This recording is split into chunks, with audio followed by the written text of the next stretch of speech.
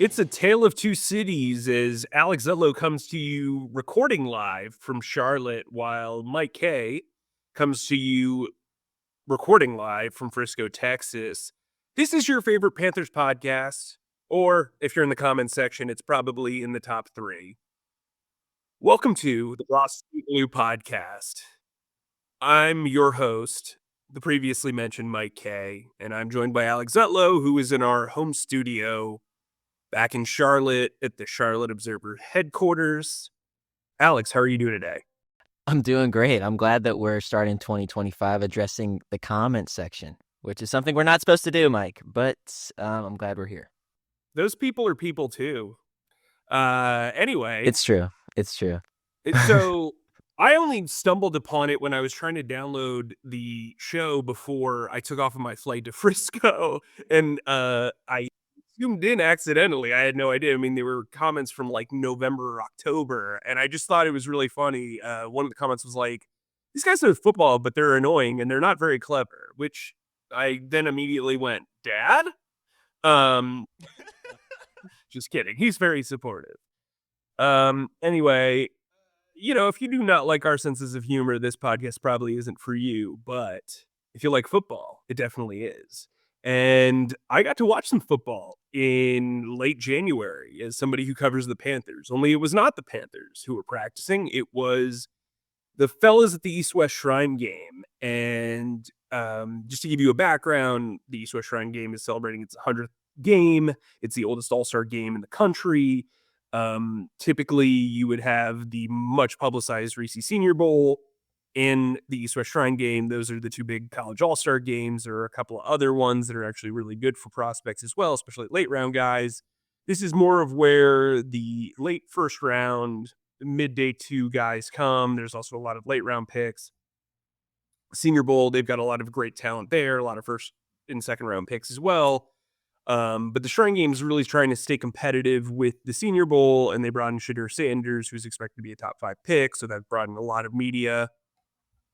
But anyway, the reason why I'm here in Frisco, Texas, is because last offseason, during Dan Morgan's first term at the draft, 6 of the 7 draft picks went to all-star games.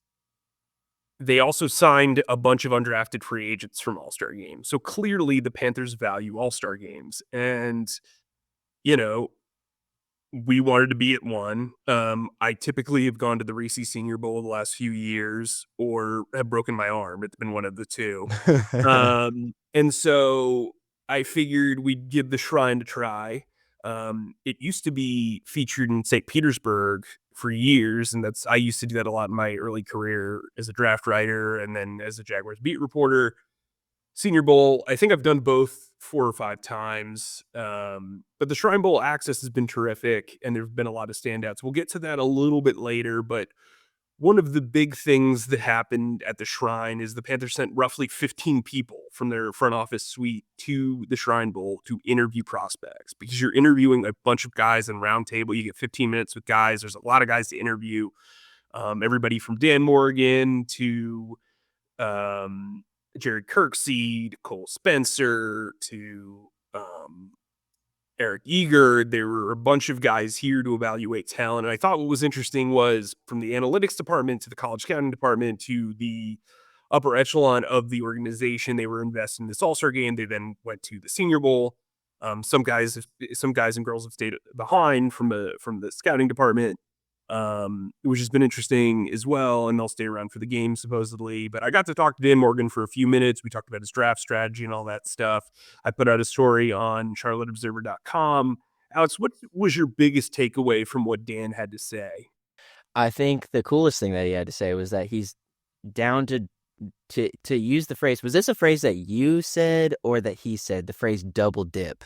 I believe he said it, but knowing me, that does sound like something that I would say. It really maybe does. I said it within the question. I just don't. I mean, I'm losing track of all space and time, and I'm only in the central time zone. So, I thought that was the most compelling thing that he said, because I think to the casual football fan, that's really what you are weighing when you're talking about this an NFL team's offseason machinations. It's like, okay, so the Panthers had a historically bad rush defense last year. Okay. They play their front seven, they have a 3-4 base scheme. Okay.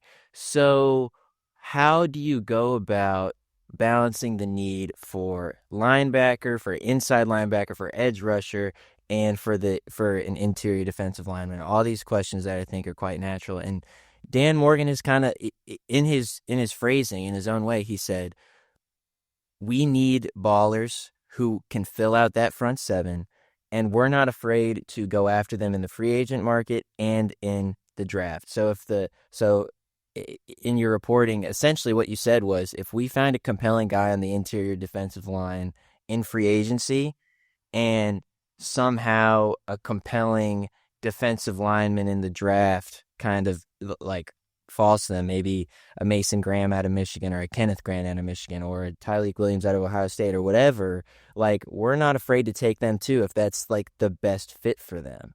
I know that you spoke to him extensively, so you can speak on more exactly what he said, but I found that as a reporter kind of reassuring, and knowing that that's pretty consistent with what he said all along. He's been a guy who's been like, hey, we just need dogs, we just need ballers, we just need people who have talent and who have a desire to play. And like, I know that sounds like wildly basic for an NFL enterprise that is so analytically driven nowadays, but I just found that cool. And I found that pretty like normal, and also pretty like aligning with what the Panthers should be doing. So I thought that was probably the coolest thing. Did you find that compelling, or were you just kind of like, okay, that's general manager speak? Well, what I thought was interesting is, so he said it Sunday morning, and then you watch the Eagles play, and Howie Roseman's known for like overcorrecting problems. So, like, he drafted Jordan Davis and Jalen Carter in back-to-back years because they needed to stop the run, and they needed pass rush in the interior. They drafted two DBs this year because they really needed to fix the secondary. Good teams don't just fix the problem with one move, and I think that was kind of Dan's point. I also think it was pretty refreshing to hear him just say, yeah, we want everybody to fall in love with quarterbacks so good players drop. I think when you look at this class and other draft analysts who have studied this draft, front and back, it's considered a really good front seven draft. There's also a lot of good front seven talent in free agency. And I think for them, if they can mix a little bit of not old, but experienced and new, they'll feel really good about that front seven. You do have Ashawn Robinson. You do have Derek Brown coming back. I think they really badly need a nose tackle who's got the versatility to also play 3 technique and 5 technique, basically the rushing defensive tackle and the inside end in a 3-4. I think they need those pieces who can mix, where they can be a little versatile. If they're running an even look, that person can play inside. If they're working an odd look, they can move outside, kind of move and connective tissue there. I do think they need an edge rusher. I think Abdul Carter, based on my conversations here, is a pipe dream. Mason Graham's kind of interesting because I think he would be a home run hit for this team, but it's just hard to envision a bunch of ways that he makes it through kind of like the trenches of the top 7, right? I'll have a mock draft coming out on Thursday. We'll explore some stuff. And then the other guy, McMillan from Arizona, the wide receiver, I've heard there are questions about how fast he's going to run. He's obviously a big, talented guy. We'll see kind of how that turns out, but he could be an option as well. I think when you look at the grand scheme of things, one of the interesting things that Dan alluded to was, trading back is a possibility. And I think where they're at with this team, having more lottery tickets can sometimes be beneficial. Sometimes it can lead to, the 2021 class where there's like 3 guys left after like 12 picks, or, you know what I mean? Like, Right. So I think you've got to be careful with how far you trade back. I also think, like, in talking to other people, this is like a top 5 and then huge drop off class, which isn't uncommon, but it's not necessarily the sexiest outlook. Right. I also think, both these quarterbacks are probably going to be overdrafted, which means they could probably go in the top 3. Um, they're both really polarizing quarterback prospects, Shadur Sanders and Cam Ward from Miami. So it'll be interesting. Shadur didn't throw here, but he elevated kind of the game. It brought in a lot of media. There were some other guys that didn't practice as well. But look, the Panthers have a lot of needs, and I think this is a situation where if you're going to follow the Eagles kind of blueprint, you are compelled to double dip, especially with the strengths of free agency in the draft class.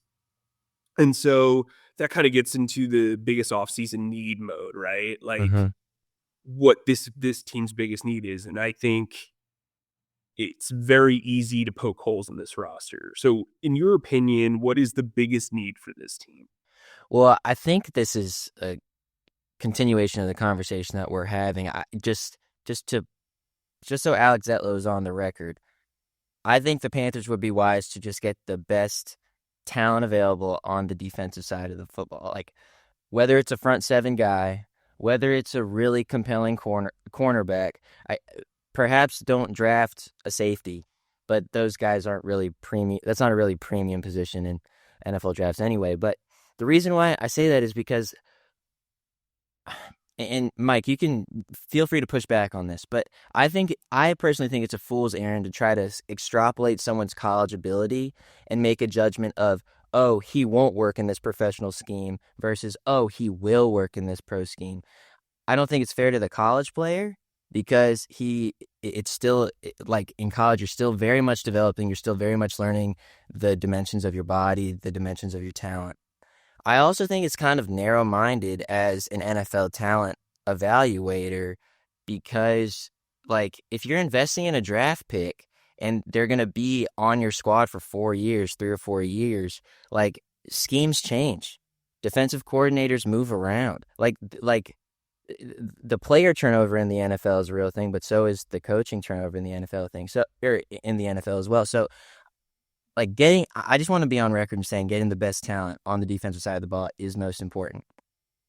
Secondly, when we talk about this Panthers 3-4 scheme this past year, the same one that Zero Evero is going to employ in 2025, there's been a lot of scrutiny, and deservedly so, there. We don't have to relitigate the horror that was the 2024 run defense, but I'm saying, like, that 3-4 defense, like, just anecdotally in the press box, you can tell that they weren't always running a base 3-4. They sometimes had 4 interior down linemen. They oftentimes had Shaw Smith Wade in there at nickel corner. So like I say all that to say, there was a study done by this guy Cody Alexander. I wrote this down. They ran their 3-4 base defense 31% of the time in 2023. And I would imagine that number actually decreased in 2024.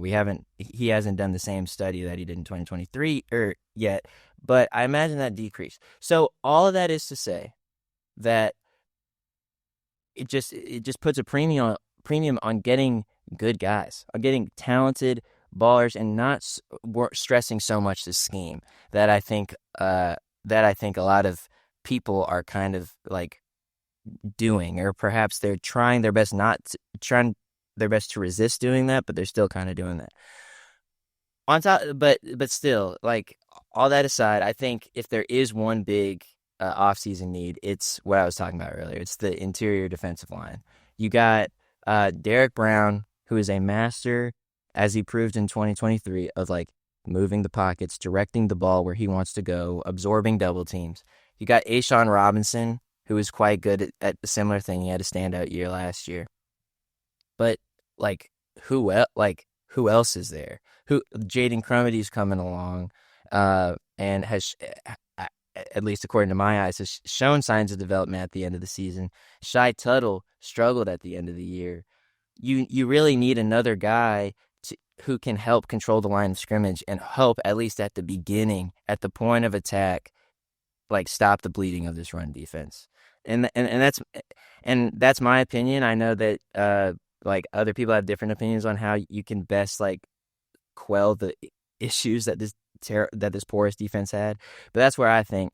And I think you can do that in a variety of ways. You can do that in free agency. I have a list of guys that I think are like compelling free agents for the Panthers to like kind of go after, and we can get into that if you want. But I think, but like if we're just gonna talk about service level stuff, I think it starts in the interior defensive line. Is that kind of your number one, or do you think that it starts elsewhere? No, I think I think to make your point a little bit more narrow, I think the front seven is really where you look at it. Do you fall in love with an inside linebacker who you think's an upgrade over Josie Jewell or Trevin Wallace because they are an upgrade and because you just need premium talent? Do you look at an edge rusher who you view as a long-term answer over Jadeveon Clowney, who's entering a walk year, or DJ Wadham, who's entering a walk year, as well as he played down the stretch? I think you have to be open to the best player available in a specific sense. There's no such thing as an actual best player available. When it's Right, BPA, right. it's really who the BPA is in your perspective, right? Like you could say that guy was the top guy on my board, but he's like the 80th guy on the Dolphins board or whatever. So I think Hmm. people getting a little too general with the BPA thing. BPA exists in a realm of, well, that just means we're going to draft a guy and he's not an immediate need. That's not a BPA. Right. That's like the best evaluated player for for that one team, whatever. To your point about the 3-4, most base defenses are now nickel defenses. And so you're having 5 DBs and 6 guys up front, whichever way you want to manage that, whether it's a 3-3 or a 4-2 or whatever. It's a situation where nobody's actually truly playing a true 3-4 for more than 40 snaps around the league. It's just not like a thing, and they play so many shell coverages. It's just like the back end is really important. So maybe it says, hey, let's, Mike Jackson's a guy. It feels like that both sides want to get something done. If they bring him back, maybe you draft a corner anyway. Maybe Will Johnson from Michigan falls Uh-huh. and you say, hey, him and JC Horn could be a tandem for years to come. Or you say to yourself, Malachi Starks has got great ball skills and he's a safety from Georgia. Maybe we can get him to upgrade our unit and we could save some money on the free agent market by only signing one premium free agent at safety. Maybe you say to yourself, hey, and obviously safety and corner are not part of the defensive front, but like you say to yourself, if Mason Graham or Abdul Carter aren't here, you trade back and maybe you get the second best, you know, interior defensive lineman, edge rusher, safety, cornerback, whatever. I just think this defense needs a lot of TLC, and really, on offense, it feels like wide receiver and tight end are the real gateways to improvement because the offensive line seems mostly set. Even if they stay still on Moden for a year and take that cap chunk that he has, just so they can be a little bit flexible in the future, or what have you. Even if they turn down Nikki Ikwanu's contract number, he's still under contract at left tackle, and he's at worst an average left tackle. So you've got the guards situated. You're probably going to bring back somebody internally to start at center. They were really happy with the way Cade Mays performed last year. I also think we've talked about this before, but you could probably get Austin Corbett and Cade Mays for the price of Brady Christensen, because I believe Brady Christensen's market's probably in the $7 to $8 to $9 million a year range, while I think Corbett's probably going to need a prove it year, and the tender for Mays shouldn't be over $3 million. So I think the offensive line is largely set unless something catastrophic happens with surgeries or whatever. Mays is basically under team control. It's just a restricted free agent. But yeah, it feels like wide receiver and tight end are the two spots. And I don't know if McMillan's not there, if they would still go wide receiver. Tight end, I think that'd be a little rich for their blood going at 8. But yeah, I think front seven, you're spot on there. And Wait, Mike, yeah, go say ahead. something? You said TLC, and Tender loving care. yeah, bro, I was literally like, yo, what position could possibly be a TLC? I I don't. was Well, like, a position not played by scrubs. that's that trademark Uh, clever that you come for processing, but Yeah, can't wait for the Oh, like comments on this one. Oh, Zach just dropped a bar and he said, "Hey, don't go chasing waterfalls."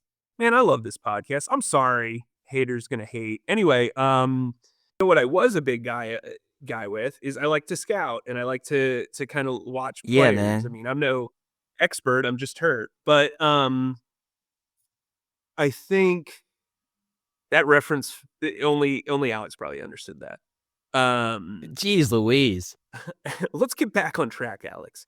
So I'm in Frisco, and look, I think the Panthers were wise to bring out a lot of scouts here because the front seven folks are really playing very, very well. I've been impressed by a lot of guys as far as those positions are concerned. I don't think when we look at these rosters, and everybody knows that I have trouble pronouncing people's names and stuff, but I think when we look at these rosters, you will see some of these guys on the Panthers roster next year.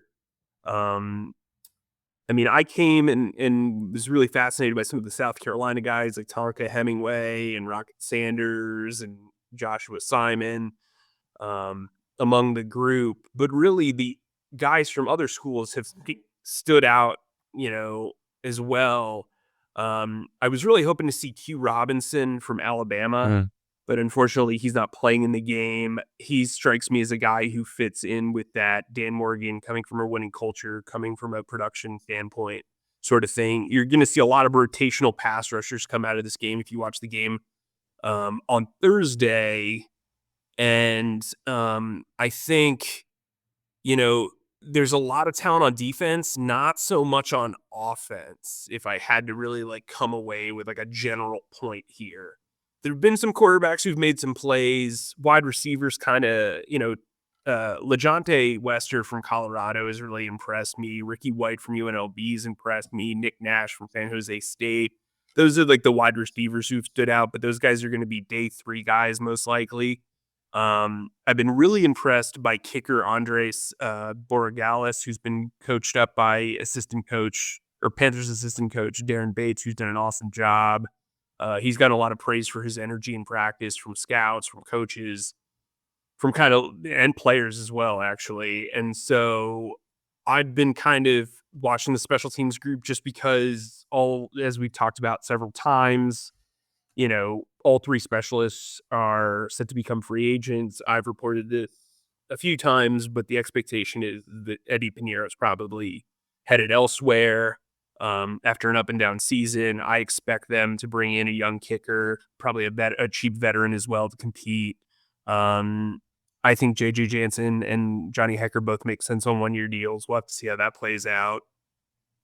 But defensively, the West group seems a little bit more talented than the East group. Boise State edge Ahmed Hassanin, I hope I'm pronouncing that correctly. He's really impressed me. Kind of reminds me of Trent Cole. He used to play for the Mm. Eagles and the Colts. Really low center of gravity, very compact, tight body, but he's got such a violent speed with his hands. He's a guy who's been talking a lot.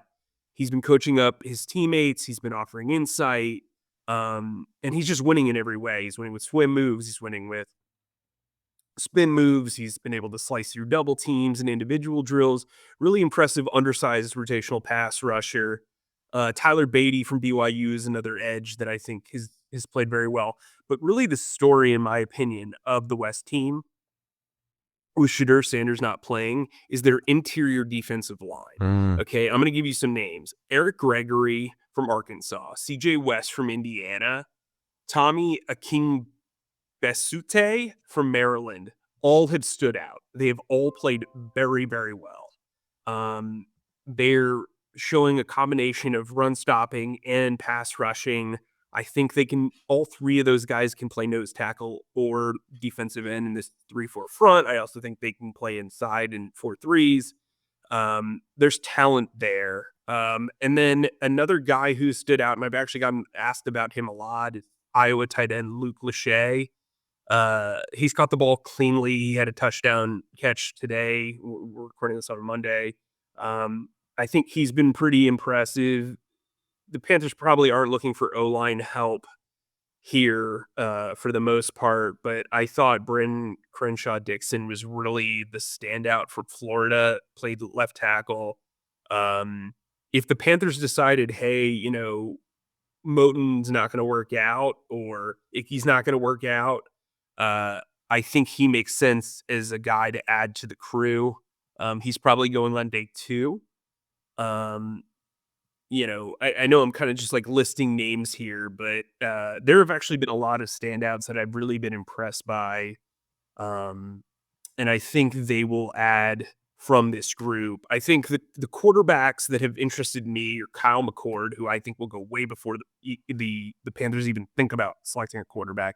He's from Syracuse. He's also joined by like 45 other Syracuse players. I've never seen so many Syracuse helmets in my life, and I grew up watching Syracuse, so it's been really impressive to see their full-on you know takeover of this game. And then, the Maryland crew has been very good.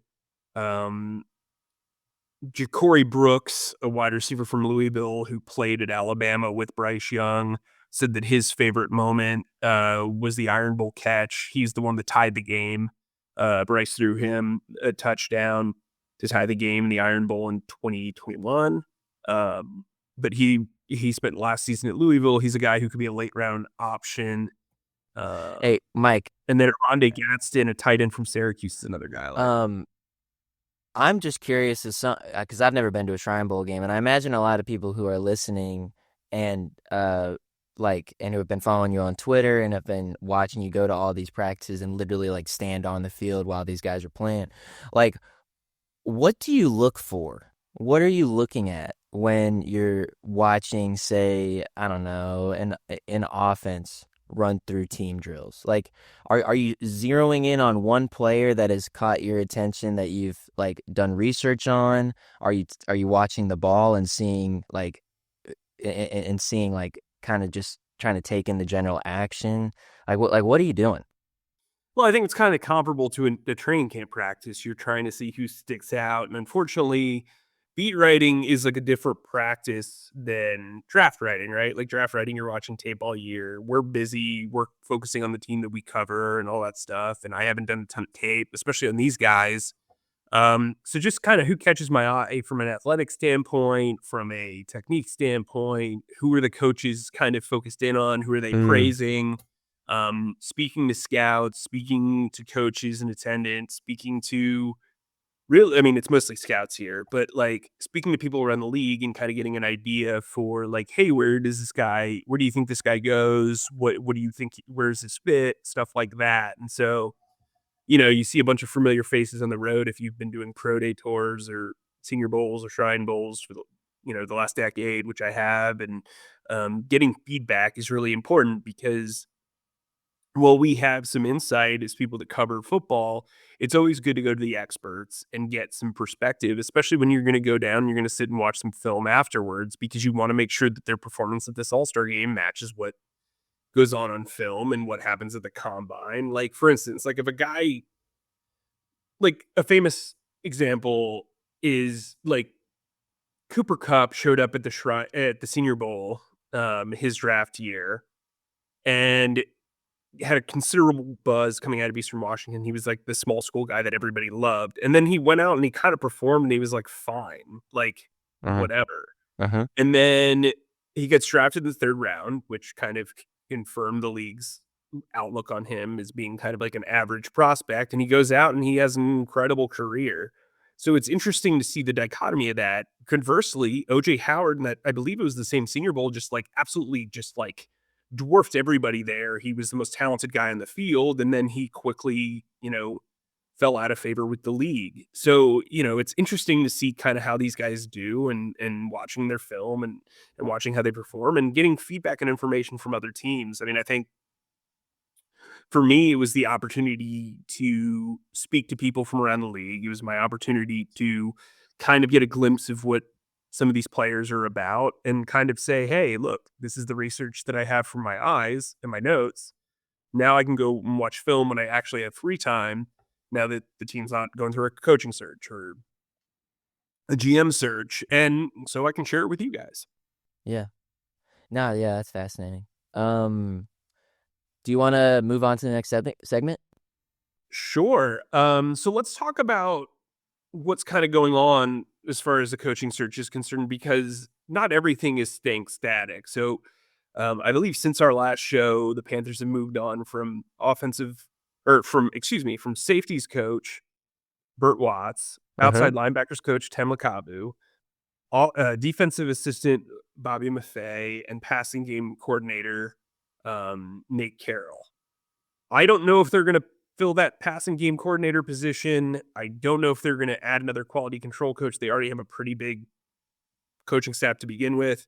I spoke to Dan Morgan. He wouldn't give me any names.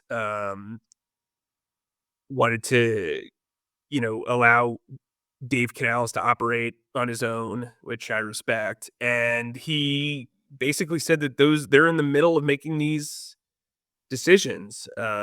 He said, the strength and conditioning group, who they had a kind of a blow up at the top of their food chain there. That might take a little bit longer because they want to take their time there.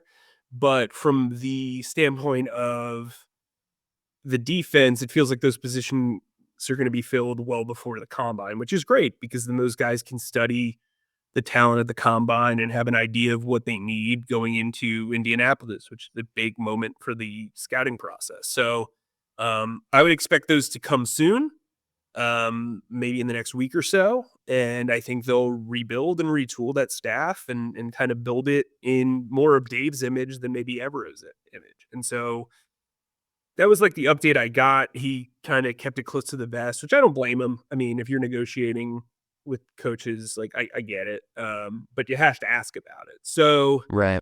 um, yeah, we'll see how that kind of all unfolds. I mean, I know this show is for the sickos. So those folks, I actually get a lot of questions about the outside linebackers coach, which I find fascinating because I thought I was the only person that cared about assistant coaches, but so that's been interesting. But also remember, like with the safeties coach, it'll be interesting to see how they do that. Do they bring in a young guy because they already have D'Angelo Hall there, and Jonathan Cooley oversees both positions anyway, as the passing game coordinator. And then, with outside linebackers coach, you already have Todd Wash, who's really experienced as a defensive line coach, and Pete Hansen, who's been with Evero for a really long time. So it'll be interesting. Is it going to be somebody who has a lot of experience? Is it going to be a guy with NFL ties? Is it going to be a college coach like Tem was? Like that's kind of interesting to me. What do you think of this whole coaching staff minor shakeup? If I'm being completely honest, I don't have a ton of thoughts. I I Oh, I know. I mean, what great radio! yeah, I'm sorry. I mean, the Nate Carroll piece was interesting because of his name. Pete Carroll just got a head coaching job with the Las Vegas Raiders, obviously. I think um I think retaining Evero and then kind of mixing up his defensive staff was compelling in a variety of ways. Among them, Avera was this guy who last season had a really good year, like put together a really good defense, and then lost a ton of personnel on the player side. And it became difficult for him, and it just like that was not conducive to what he wanted. So they respond. The Panthers, at least, like on the surface, responded by going out and getting a lot of players who he has worked with previously. Among them, Josie Jewell, Sean Robinson, all these people. And so now the Panthers have said, okay, we're going to shake up your defensive, your assistants. How do they kind of, I don't know, keep him happy? How do you kind of build a staff that is a compromise from what Avero wants, but also puts out a better product on the field? Don't exactly know, and I think that we'll figure that out in due time. I imagine that these assistant coaching gigs are more for the up and coming kind of person, but like you said, you already got a lot of young guys who are pretty good on this defensive staff. I've been really impressed with Jonathan Cooley when I've talked to him, and like doing as much as he possibly can with that secondary groups, the defensive secondary group. So that's how I feel about that. Also, Who would have thought after this crazy head coaching cycle that the Panthers are in such like solid shape when it comes to their head coach in comparison to at least their rivals, the New Orleans Saints. You wrote about this in the newsletter this week. How did the Saints not have a head coach yet, man? Like I find that riveting.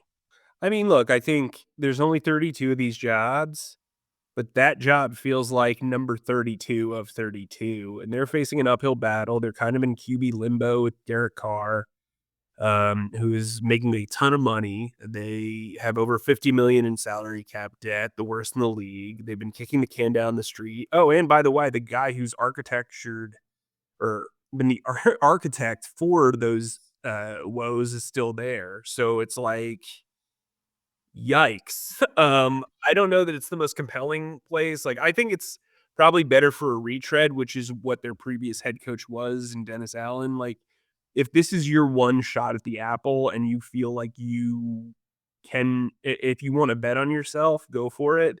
But I also think, you look at Bobby Slowick in Houston, where he was, one of the top head coaching candidates, decided to go back to Houston and then gets fired after a rough year. Like, Byron Leftwich, the same thing. You've got to kind of strike while the iron is hot or at least warm. And I think, their coaching choices, they've interviewed Mike Kafka from the Giants. They've interviewed Steve Spagnuolo, or I think they've interviewed Mike McCarthy. Sorry, I've been kind of lost in the sauce of the No, I Panthers think you're right draft. on both of those. Yeah. But and then they want to talk to Kellen Moore. Like, if I'm Kellen Moore and I'm on the cusp of a Super Bowl, like, I'm gonna have that on my resume forever. If I win the Super Bowl, why jump to, an you know, an unappealing job? I just like, Right. to me, they should hire McCarthy and just like kind of figure it out. And if he doesn't work out, you're just firing him in 2 years anyway. So, tough We beat, got New Orleans Saints. nihilistic Mike out here. Yeah, in talking to people over here, it's just like, cool, it's an open job. I mean, like, Liam Cohen's getting a lot of flack for leaving the Tampa Bay Buccaneers high and dry, but when you're making the type of money going from an offensive coordinator to a head coach, and they're basically writing you a blank check and saying, "Oh, you can also have your own GM." I mean, it's kind of hard to pass up. He should have handled it probably a different way and a better way, I guess, based on the reporting. But like, you know, that's the thing is like, everybody faults guys when they want to get their money. Um, but the truth is, coaches get fired all the time. Mm-hmm. Coordinators get fired all the time. They got to focus on their Mm-hmm. family. It's the same thing with players. And, sometimes you got to make an astute decision. And maybe it's just like, you know what? Yeah, maybe I'll get fired in 2 years, but I can always I'll be set for life, and I can always go back to being a quarterback's coach. I guess maybe that's the mindset if you're a young coach looking at the Saints. But, with that said, I don't mean to end this morbidly, but apparently we're not funny or, particularly clever. Oh So, my God. it was just so weird. I was just trying to listen back to this podcast, and suddenly it was like, what? Uh, well, Wait, before I do my outro, who you got in the Super Bowl? I have a feeling that the Eagles can run Or to the on. Black Eyed Peas? Yeah, I've got a feeling the Eagles can really run on the Chiefs, and I don't know if that'll be enough. It just kind of seems like no one can beat the Chiefs, but this does seem to be the most vulnerable Chiefs team that we've seen. And I don't know. I just like, if you look back at the previous Super Bowl these two teams played in, Jalen Hurts played the game of his life. And if they have a better punter and perhaps a better defensive coordinator, they win that Super Bowl. Well, guess what? Now they do have a better defensive coordinator and they do have a better punter. So maybe that's the recipe. Plus, you got Saquon. So I think this is the most talented team that Howie Roseman's ever put together. I covered him for 4 years. I think this is better than any team that I've covered in my career, um, including the 2018 Jaguars, who went to the AFC Championship game, or the 2017 Jaguars, excuse me.